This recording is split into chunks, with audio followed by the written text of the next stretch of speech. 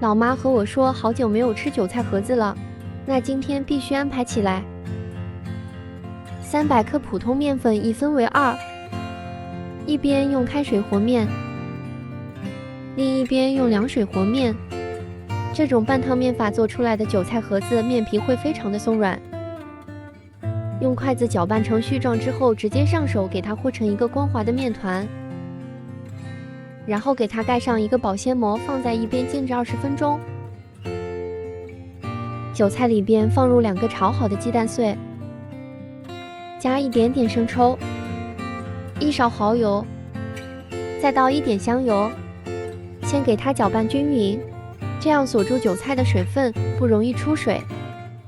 然后再撒适量的盐，继续搅拌均匀。案板上撒点干面粉防粘，把醒好的面团拿出来，稍微揉一下，给它搓成一个长条。用刀给它分成同等大小的剂子，这个剂子的大小和包包子的差不多就行。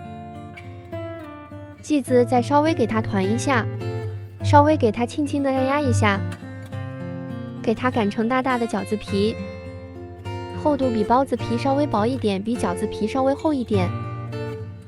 放在案板上给它咬上线，轻轻的给它按压稍微平一点，然后从底部给它折上来，把边缘先轻轻的按压一下，让饺子皮都粘住。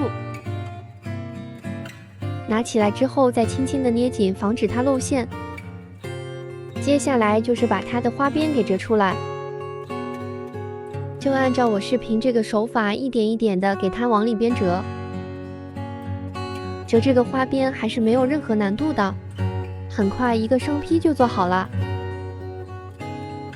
开中小火，平底锅底部倒入适量的油，把韭菜盒子生坯给放进来，盖上一个盖子，这样熟的会更快一些。